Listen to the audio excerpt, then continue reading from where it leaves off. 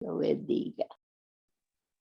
Ok, vamos entonces a continuar leyendo el libro de Éxodo. Hoy vamos al capítulo 26 y no vamos a leer el capítulo 26. Wanda, pero si estamos leyendo la Biblia, ok. Cuando leemos el capítulo 26, vamos a estar viendo cómo el Señor está mostrándole al pueblo de Israel que haga algo que Él quiere que yo haga. No sé si hace sentido. Estamos hablando de que Él está dando unas instrucciones, ¿ok? De lo que Él quiere que hagan, pero en estas instrucciones, el Señor, aquí, slideshow. Estas instrucciones, el Señor lo que está es diciéndole, preparen un lugar donde yo habite con ustedes. Eso lo leímos ya en el capítulo 25, en la clase anterior. Vemos que Dios quiere habitar en medio de su pueblo. Y en el capítulo 25 le dice a ellos, ustedes harán un santuario, es en el verso 8 y verso 9. Harán un santuario para mí y habitaré en medio de ellos. Yo me emociono cuando leo esto, no se lo voy a negar. Me emociono, me pone la piel toda de gallina, pensando, wow, Dios, creador del cielo y de la tierra, el Dios todopoderoso, creador del universo. Y él dice, yo quiero habitar en medio de mi pueblo. ¿Y por qué me emociona? Porque me pongo a pensar, Señor, yo soy tu pueblo, yo soy parte de ese pueblo y tú quieres habitar en medio de nosotros. Y eso son cosas que a veces nosotros no lo pensamos. Dios quiere habitar con nosotros y lo único que pone una pared entre nosotros y Dios es nuestro pecado.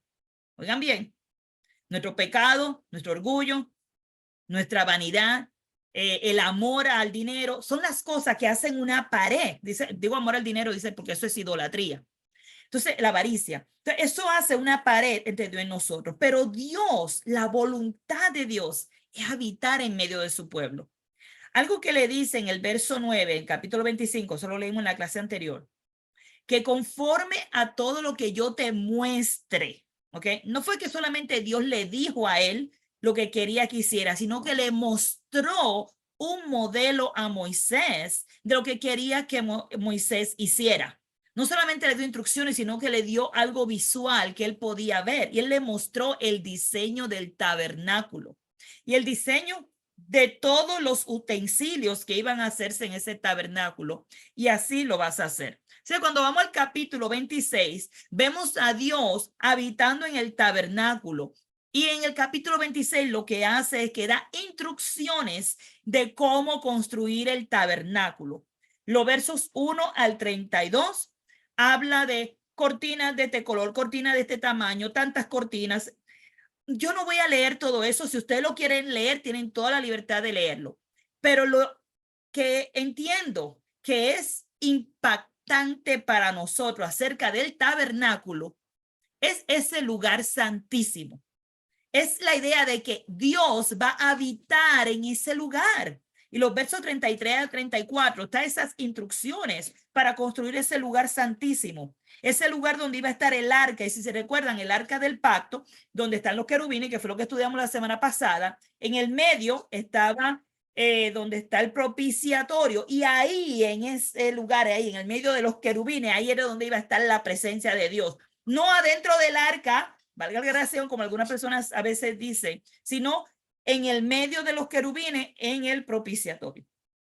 Y eso lo leímos también en el capítulo 25. Ahora, cuando vemos a Dios que quiere estar en el medio de ellos y manda a preparar este lugar santísimo, yo le traje unos cuantos dibujos que nos va a ayudar a visualizar en general cómo era. Si ustedes pueden ver mi flecha, la flechita, sí, ok, perfecto. Esto aquí es todo lo que era el atrio. Aquí afuera se le llama el atrio. Aquí está el lugar donde se hacía, es el altar de bronce donde se iban a hacer los sacrificios. Más adelante vamos a hablar del altar de bronce. Vamos a hablar de todas estas partes más adelante, pero hoy nos estamos enfocando en el tabernáculo, que es esto aquí. Esta es la fuente donde se lavaban. los sacerdotes. Habían unas mesas también donde se ponían los animales para matarlos. ¿Okay? Luego están estas cortinas o entrada específica donde se entraba al lugar santo, que es este área aquí. Y luego en este lugar santo, aclarando, estaba la mesa de los panes sin levadura y estaba el candelabro y estaba el incensario. Esas eran las tres cosas que estaban aquí adentro del lugar santo. También vamos a hablar de eso más adelante, no en el capítulo 26. Luego está el lugar santísimo, que estaba dividido por esta cortina. Esta cortina fue la que se rasgó de arriba hacia abajo cuando Jesús murió en la cruz. Se rasgó esta cortina y dando a indicar que Dios estaba rompiendo ese pacto y su presencia ya no iba a estar más en ese lugar. Y ahí adentro de ese lugar santísimo es donde tenemos entonces el arca del pacto, que dentro va a tener diferentes cosas. Más adelante nos va a indicar lo que va a tener adentro, pero ya ustedes lo han escuchado, ¿no? Tiene el arca, la tabla con los mandamientos, tiene pan del maná y tiene la vara de Aarón. Esas cosas estaban adentro del arca, pero ahí encima del arca, donde está el propiciatorio, en el medio de los dos querubines, ahí estaba la presencia de Dios, el Shekinah de Dios, ¿ok? Yo, wow, cosa hermosa saber que Dios está en medio de su pueblo. Esta era la forma en que se ubicaban las tribus, y cada tribu, las instrucciones de cómo iban a preparar sus tiendas están todas en el libro de Éxodo, Levítico. Van a ver las instrucciones como Dios le da de cómo debe estar cada tribu distribuida, el orden en que debían estar alrededor del tabernáculo. ¿Okay? El tabernáculo quedaba en el medio y todas las tribus iban a estar sur, norte, este y oeste. Todo eso lo vamos a ver más adelante también. Hoy nos estamos enfocando en el capítulo 26, que nos habla del tabernáculo. Aquí le tengo unos dibujitos de alguien hizo esta manualidad tan bonita, tan específica, con todas las columnas. Bien interesante. Aquí están las mesas, ahí están hasta las ovejitas, ya la ven ahí preparándolas para matarlas. Aquí está donde se lavaban, y aquí está donde se hacía, es el altar de bronce donde se hacían los sacrificios. Y entonces la entrada al tabernáculo. Y aquí le tengo un plano para que lo veamos entonces ya con un plano. Desde que se entra aquí por la puerta principal, lo primero es el altar de bronce, luego tenemos la fuente, luego se tiene el primer velo y el segundo velo, el que entra al lugar santísimo. Y adentro pues tenemos la mesa de la proposición, que ahí están los panes, tenemos los candelabros, que ahí está la luz, que estuvimos hablando de cómo esta luz nos habla de Cristo, cómo Jesús es el pan de vida. Y el altar del incienso no lo hemos estudiado todavía, pero sabemos que ese incienso son las oraciones de los santos. Y cómo está siempre delante de Dios. Luego en el lugar santísimo pues tenemos el arca del pacto. Al lugar santísimo solo se podía entrar una vez al año y solamente podía el sumo sacerdote, no los sacerdotes, solamente el sumo sacerdote podía entrar una vez al año al lugar santísimo, y ellos echaban suerte a ver a quién le tocaba cada vez que tenía que servir en el templo. Y sabemos eso, un ejemplo, si ustedes se recuerdan, Juan el Bautista, el papá de él, Zacarías, habla de cómo él se echó suerte y era el tiempo de él de ir a servir. Y allí en el lugar santísimo fue que él tuvo aquella visión y se quedó mudo y no pudo hablar, y ya ustedes saben toda la historia. No vamos a estar discutiendo hoy, pero para que entiendan dónde era el lugar. No todo el mundo podía entrar a este lugar santísimo, pues la presencia misma de Dios estaba ahí. Y ellos tenían que ofrecer sacrificio una vez al año por ellos mismos y por todo el pueblo, ¿ok? Cuando iban al lugar santísimo. Entonces, a través de los tiempos, vemos que Dios no solo habitó en el santuario. Hubo un tiempo durante, en ese tabernáculo, perdón, no habitó solamente en ese tabernáculo. El tabernáculo fue literalmente en el tiempo de Moisés. Ya luego, para el tiempo del rey David, ya no estaba en el tabernáculo original, sino que estaba en otro tabernáculo que construyó David. Y esto lo dice en 2 de Samuel, capítulo 6, 17. dicen que después que el arca la trajeron de la familia de Obed-edom, metieron pues el arca de Jehová y la pusieron en un lugar en medio de una tienda que David le había levantado. Y sacrificó David holocaustos y ofrenda de paz delante de Jehová. Es interesante que cada 6 días estaba David ofreciendo holocaustos y sacrificios cuando estaba llevando esta arca. O sea que ese camino se hizo larguísimo, porque cada 6 días él paraba para ofrecer sacrificio, hacer holocausto, y seguía. Caminaban 6 días y 6 días paraba otra vez y ofrecía sacrificio y hacía holocausto. Y era como que para asegurarse de que nadie había pecado y que todo llegara bien como debía de ser. Hasta la tienda que él preparó. Okay. Él había preparado esa tienda y ahí fue donde se llevó.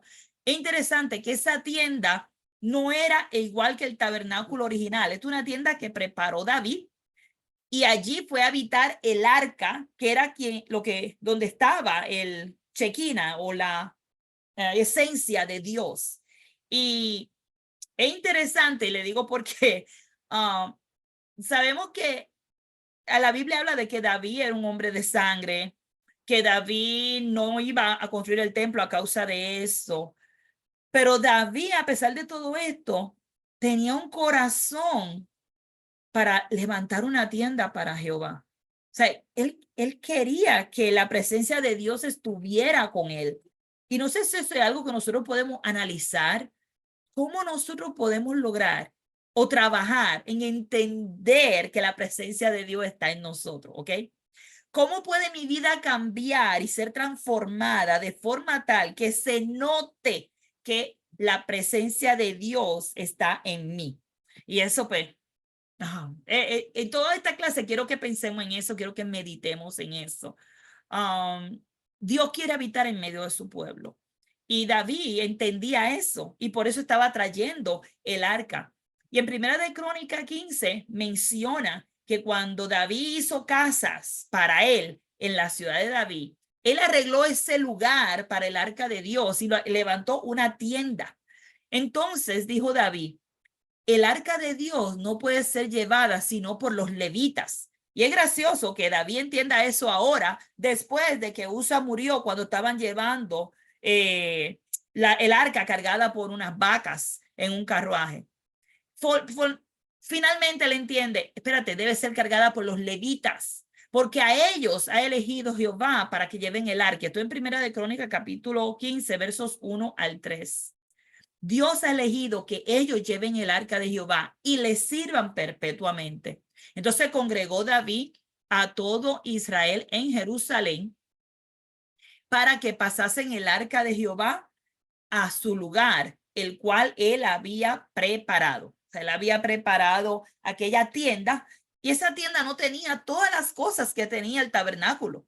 Era una tienda simple, sencilla, y era para poner el arca de Dios allí. Y es interesante que todo el mundo podía venir a ese lugar. Oigan bien, toda esa arca, esa tienda que él preparó, lo que llamaban el tabernáculo de David, esa tienda podía venir todo el mundo a ella.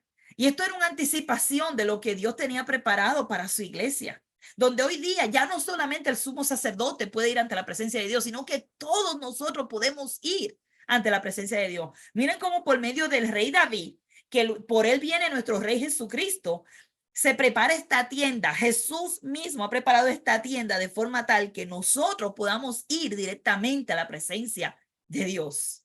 ¿No es hermoso eso?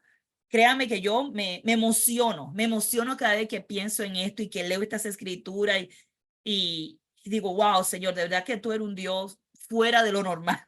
No hay comparación contigo. Tú quieres habitar conmigo, que soy pecadora, mala, y tú todavía quieres habitar conmigo. Y me dice, límpiate, Wanda, límpiate, que yo quiero habitar en ti. Y yo, wow, de verdad que va más allá de nuestro entendimiento. Nuestro Dios va más allá de las cosas que nosotros podemos entender. En el tiempo del rey Salomón, vemos entonces a Dios habitando en el templo, ¿ok? En Primera de Reyes, capítulo 8, verso 12 a 13, dice que entonces Salomón dijo, el Señor ha dicho que él moraría en la densa nube. Ciertamente yo te he edificado una casa majestuosa. un lugar para tu morada para siempre. Hablando Salomón de ese templo, que era un lugar esplendoroso, ¿verdad? Pero ¿era realmente eso lo más importante? ¿Era eso todo lo que Dios necesitaba? Aunque Salomón estaba preparando este lugar físico para que Dios habitara, Dios quería trabajar con los corazones del pueblo de Israel. Y podemos ver a través de toda la Biblia cómo Dios quiere cambiar el corazón de Israel. No solamente para habitar en un templo físico, sino para habitar en sus vidas, en sus corazones. Y hablaba ya en Isaías cómo le quiere cambiar el corazón de piedra y poner un corazón de carne, ¿verdad? Para que sientan, que se arrepientan.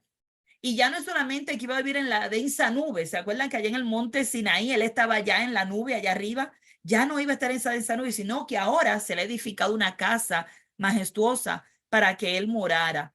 Y Primera de Reyes 8:27, entonces se pregunta el mismo Salomón, ¿pero morará verdaderamente Dios sobre la tierra?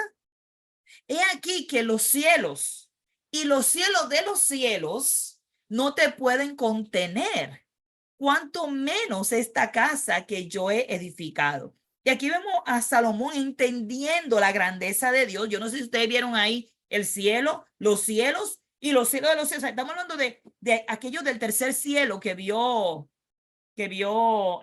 Pablo, ¿verdad? Y cómo Salomón está hablando de esos cielos. Dice los cielos y los cielos de los cielos no te pueden contener, cuánto menos esta casa que yo he edificado. Y él entendiendo la grandeza de Dios, él entendiendo la majestuosidad de Dios, y todavía él piensa, pero yo edifico un lugar, pero ¿realmente habitará Dios en este lugar? Bueno, según la Biblia sí, porque él estaba, su chequina, su presencia, su espíritu estaba ahí en ese lugar, en el arca y en el templo, así como el tabernáculo tenía el lugar santo y tenía el lugar santísimo. O sea que el templo fue preparado con las mismas órdenes que fue preparado el tabernáculo, a diferencia de que ya no era con cortinas, sino que todo era en madera y oro. Toda la madera estaba calafateada en oro, completamente cubierta en oro. Toda la madera, todos los utensilios, todo era en oro. Y habían algunos que eran en bronce y otros que eran en plata. Y la cortina del velo sí seguía siendo cortina. Okay, bien interesante. Ese velo seguía siendo ese velo así, porque ellos tenían que entrar y salir. Y tenía las puertas de los atrios, del atrio afuera, tenía esas puertas y tenía diferentes atrios. No tenía un solo atrio, como el tabernáculo tenía un solo atrio. El templo tenía atrios todo alrededor del templo. Así que es interesante cómo Dios quiere estar ahí. Esas instrucciones de preparar un templo no fue que a David se le ocurrió, déjame preparar un templo para Dios. Dios les dio instrucciones específicas de cómo quería que hicieran ese templo. Dios le dio instrucciones específicas de cómo iban hasta la distancia de cada pared, la distancia de cada cortina, todo, hasta la última pulgadita, todo estaba con unas medidas específicas según la orden de Dios. Así que ya vimos a Dios morando en el tabernáculo, vimos a Dios morando en el tabernáculo de David, ahora lo estamos viendo en el templo.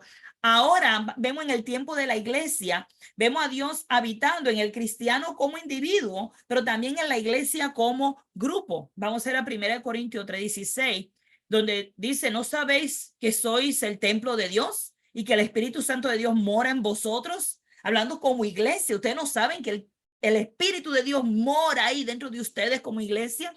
Y el 17 dice, si alguno destruyera el templo de Dios, Dios le destruirá a él, porque el templo de Dios, el cual sois vosotros, santo es. Imagínense todas las personas que han destruido iglesias, la han destruido con sus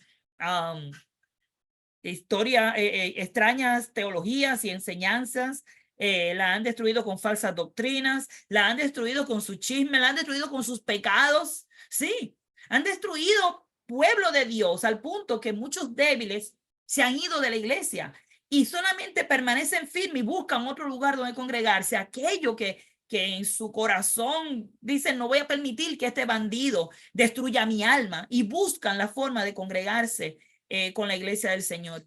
Y a través de los años, hasta desde el tiempo de la Biblia, vemos Diótrefe, por ejemplo, que quería ser primero en la iglesia, estaba destruyendo a la iglesia de Dios.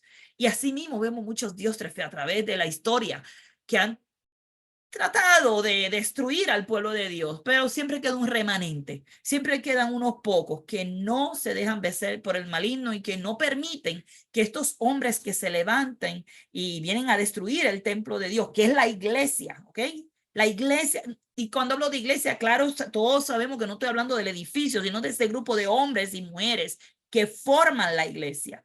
Cuando vienen estos hombres con sus deseo de poder, deseo de dinero, y destruyen esa congregación, destruyen ese grupo, lo dividen. ¿Cuántas cosas no causan por amor al dinero, por amor al poder, por amor a... Usted haga una lista, porque la lista es larga. Y eso sin contar las veces que se destruye a causa de pecado, porque muchas veces, porque el predicador pecó, todo el grupo se desbarata. Así que dice que esas personas que han hecho eso, que han destruido al templo de Dios, Dios lo destruirá a ellos, ¿ok? Dios destruirá a esa persona, porque el templo de Dios, el cual somos nosotros como iglesia, es santo. Sí, hermano, la iglesia es santa, ese pueblo de Dios es santo.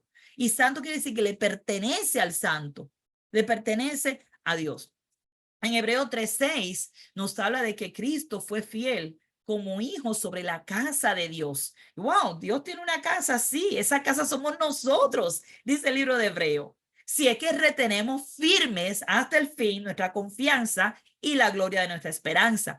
Así que, por ejemplo, viene esta gente que destruye la casa de Dios, el pueblo de Dios, ese templo de Dios. Pero si nosotros nos mantenemos firmes hasta el fin, nosotros seguimos siendo casa de Dios.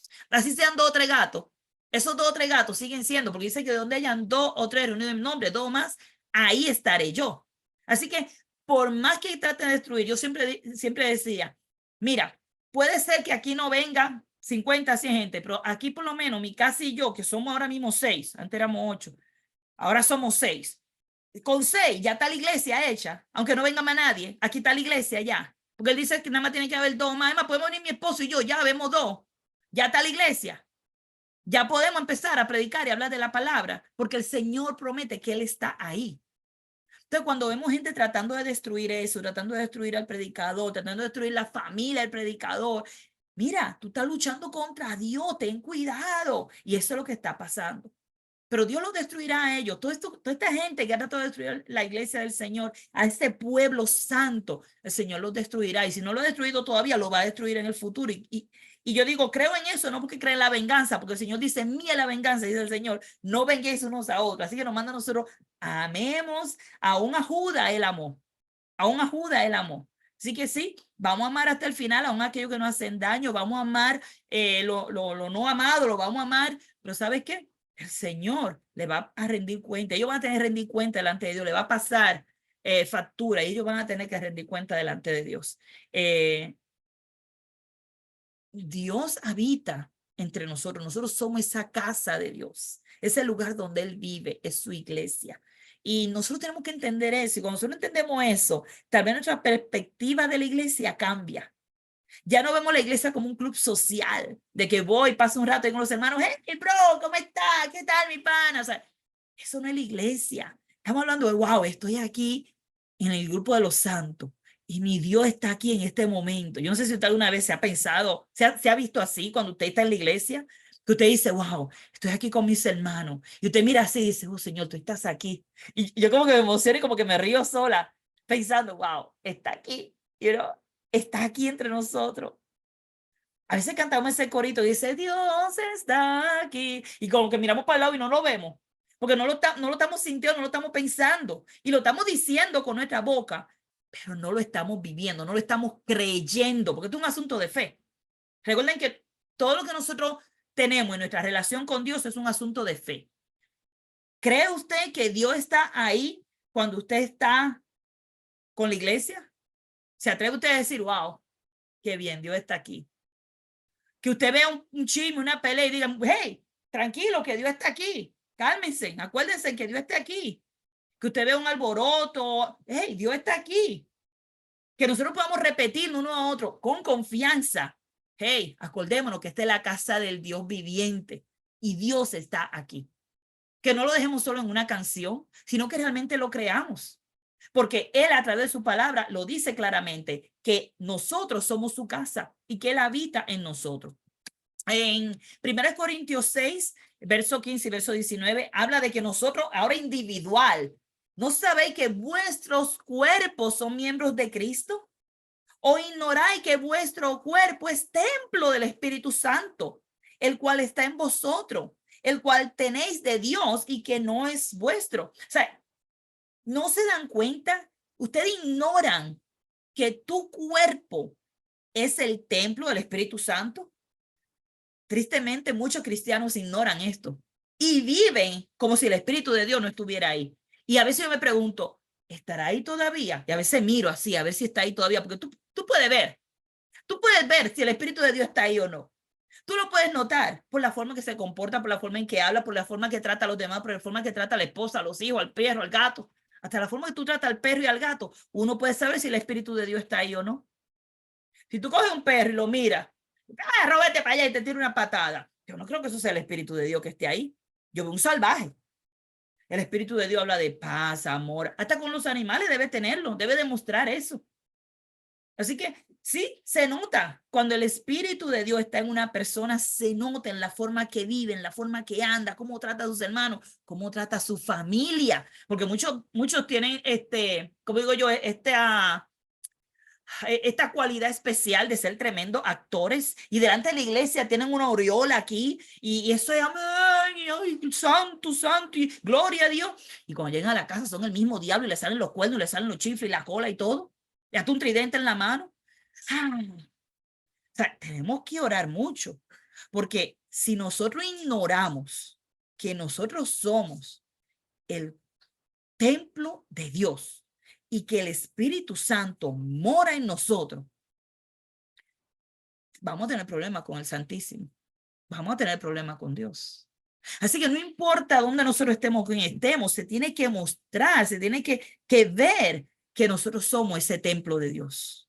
No andemos poniendo una careta. Vivamos realmente como santos, como un pueblo santo, como dice allí en Pedro, que somos reino, un pueblo escogido, santo, sin mancha. O sea, tenemos que ser ese pueblo de Dios y se tiene que notar en la forma en que vivimos, que realmente vivimos por el Espíritu, como dice Romanos capítulo 8, que vivamos por el Espíritu, pues no va a haber ninguna condenación para los que viven según el Espíritu. Así que debemos vivir por el Espíritu, si es que el Espíritu de Dios mora en nosotros, ¿ok?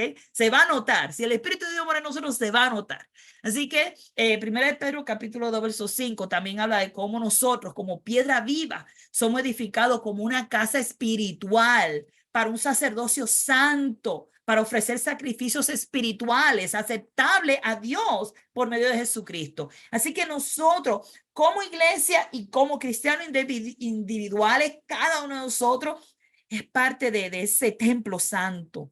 Imagínense, nosotros somos una casa espiritual. ¿Usted ha pensado alguna vez en eso? Wow, yo soy una casa espiritual y el Espíritu Santo de Dios mora en mí y yo soy un sacerdote aquí y yo tengo que ofrecer sacrificios espirituales que Dios acepte y lo voy a hacer por medio de Jesucristo. Todo esto es por medio de Jesucristo. No es porque nosotros seamos buena gente, no es porque seamos bonitos, no, nada de eso. Todo esto es por medio de Jesucristo. Porque Él es el que nos ha hecho a nosotros reyes y sacerdotes para nuestro Dios. ¿Ok? Él nos ha hecho a nosotros reyes y sacerdotes para Dios. Y Él es el que quiere que nosotros ofrezcamos estos sacrificios espirituales que sean aceptables delante de Dios. Pero para eso no se nos puede olvidar entonces que somos una casa santa, una casa de Dios, que somos el templo, que somos ese edificio espiritual, esa casa espiritual. ¿Ok? Otro lugar donde dice que Dios habita, aquí traje varias escrituras, vamos a leer otra, pero aquí tenemos Salmo 11:4, donde dice que Dios habita en el cielo, Isaías 63:15, Mateo 5:34, Mateo 23:22, Salmo 103:19, Apocalipsis 4:2, todas estas escrituras hablan de que Dios habita en el cielo. Y quise leer algunas que también hablan de que Él habita en el cielo, como Deuteronomio 26:15, que Él dice que mira desde tu morada santa, desde el cielo, y bendice a tu pueblo Israel y a la tierra que nos has dado. Una tierra que emana leche y miel, como juraste a nuestro Padre. Aquí habla de que su morada es santa y que está allá en el cielo. También en Salmo 113, versos 4-6, dice, excelso sobre todas las naciones es el Señor. Su gloria está sobre los cielos. ¿Quién es como el Señor nuestro Dios, que está sentado en las alturas, que se humilla para mirar lo que hay en el cielo y en la tierra? Y yo leí esto y dije, wow, Dios, de verdad que no hay Dios como tú. O sea, un Dios que está en las alturas y Él se humilla, se baja, se rebaja para venir a mirar a nosotros, hermanas. Qué hermoso, ¿verdad? Para venir a mirarnos a nosotros, mirar lo que hay aquí en nuestra tierra.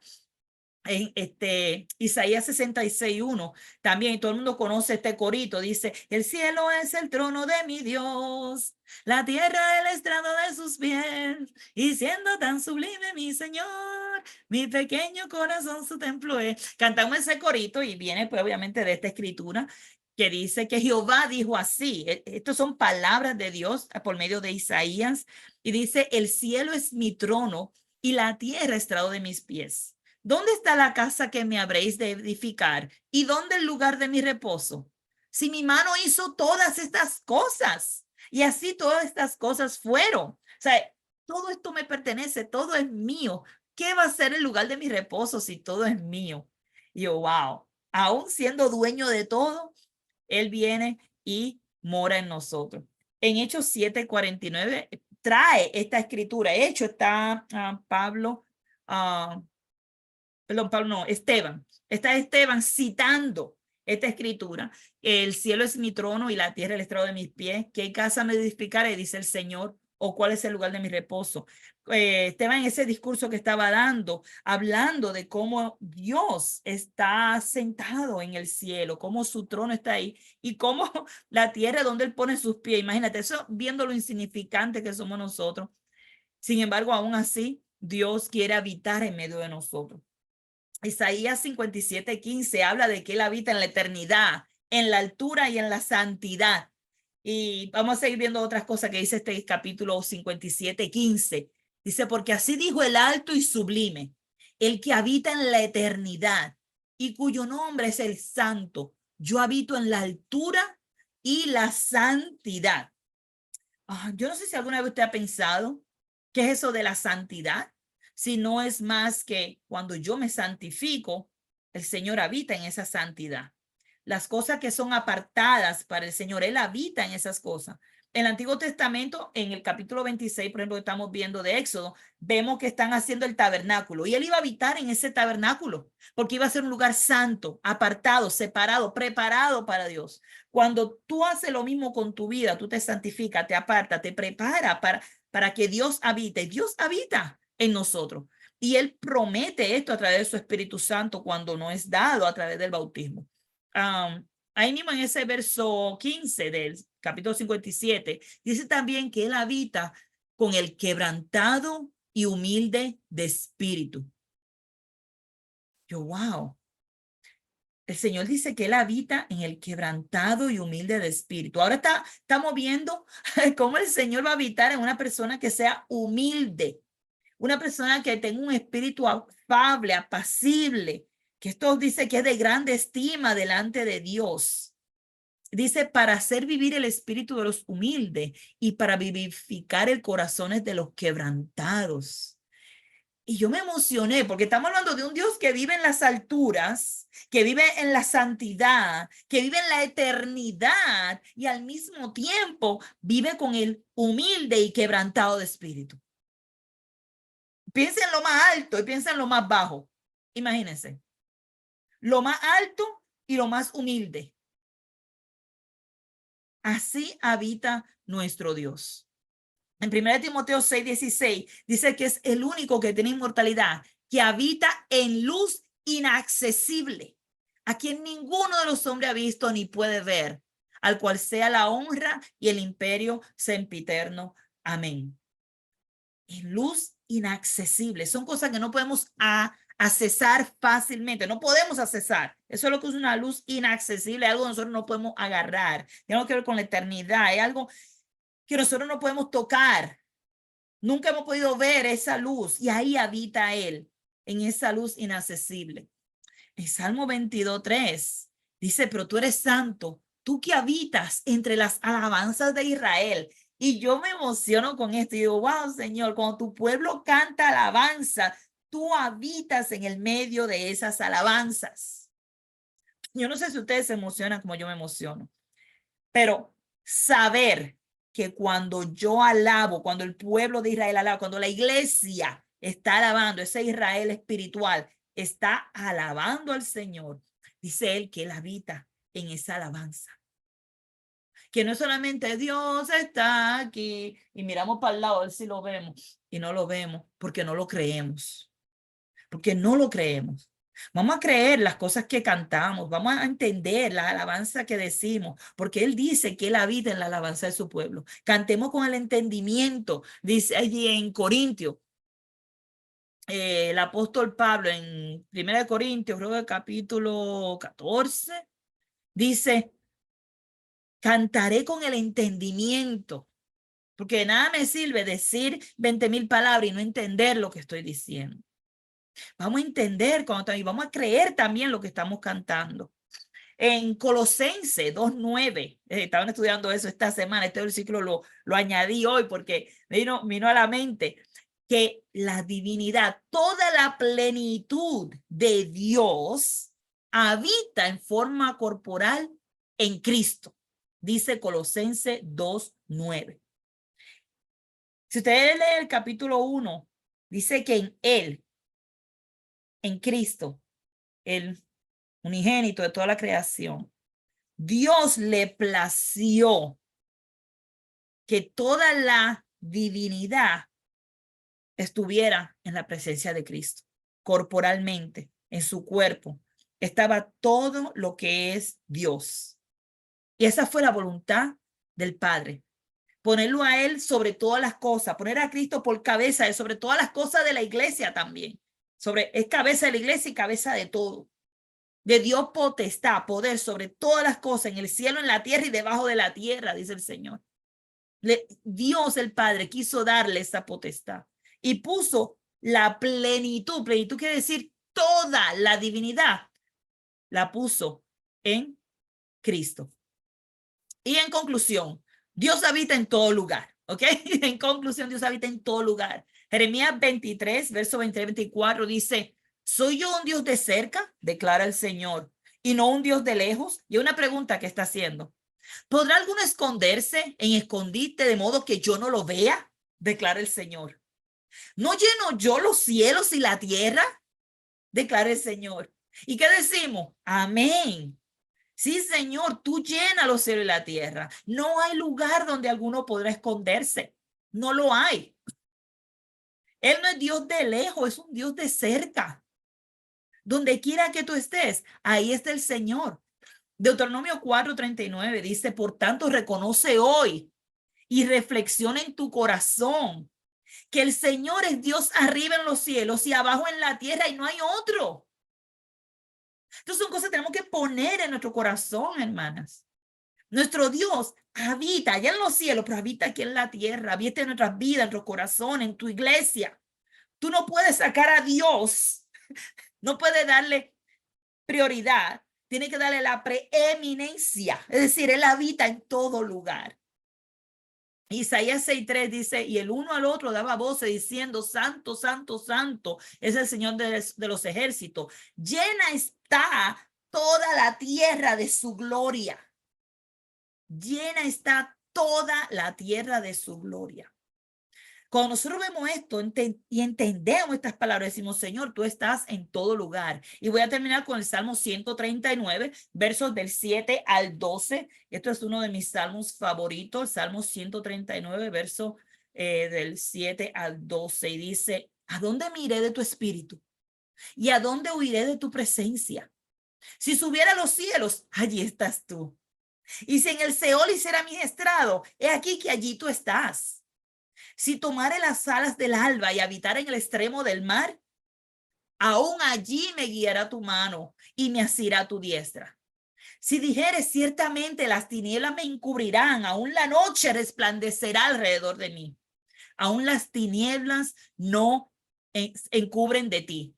Y la noche resplandece como el día. Lo mismo te son las tinieblas que la luz. Wow. Yo leo esto y pienso, Señor, tú habitas en todo lugar.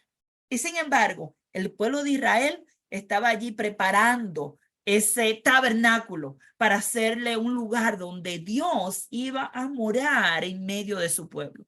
La pregunta ahora que nos vamos a hacer con nosotras, ¿está Dios morando en mí? ¿Entiendo yo que Cristo mora en mí? ¿Vivo yo como que Cristo mora en mí? ¿Se nota que Cristo mora en mí? Tengo una careta para hacer creer que Cristo mora en mí, pero realmente una careta que luego me la quito y me salen los cuernitos. O sea, vamos a analizarnos cada una de nosotros. ¿Dónde estamos nosotros entendiendo la Biblia? Porque cuando yo leo este tabernáculo que se estaba preparando para que Dios fuera a habitar allí, una pregunta viene a mi mente, ¿estoy yo preparando un templo para el Señor? ¿Estoy yo preparando ese tabernáculo para el que el Señor habite en él? ¿Estoy sacando los trastes sucios que están ahí, los muebles que no sirven, muebles viejos? ¿Estoy sacando todas esas ollas oxidadas que ya lo que hacen es daño? La estoy tirando fuera y estoy trayendo esos candelabros de oro, que es la luz, ¿verdad? La palabra de Dios, que esta lámpara que viene a alumbrar. Estoy trayendo a Cristo para que venga a morar en mí. Ese templo, ¿qué tiene adentro? Cada uno de nosotros analicemos este templo que yo tengo. ¿Tengo a Dios en una esquinita? ¿Tengo a Dios en el cuarto de huéspedes? ¿O Dios lo cubre todo? Yo soy ese templo. ¿Lo tengo en una esquinita o Él está cubriendo todo el templo? Oremos, hermanas, para que Dios nos ayude. Que seamos un templo santo donde Él pueda morar. Y que nosotros veamos ese tabernáculo que se estaba levantando allí. ¿Y qué cosa tenemos nosotros que hacer para hacer un tabernáculo santo, un templo santo, una casa santa, donde el Espíritu de Dios pueda morar y que no se entristezca? Amantísimo Padre Celestial, alabado sea tu nombre, Padre. Señor, venimos ante tu presencia con corazones humillados, reconociendo, Dios, que en tu palabra dice que tú escucha a tu pueblo.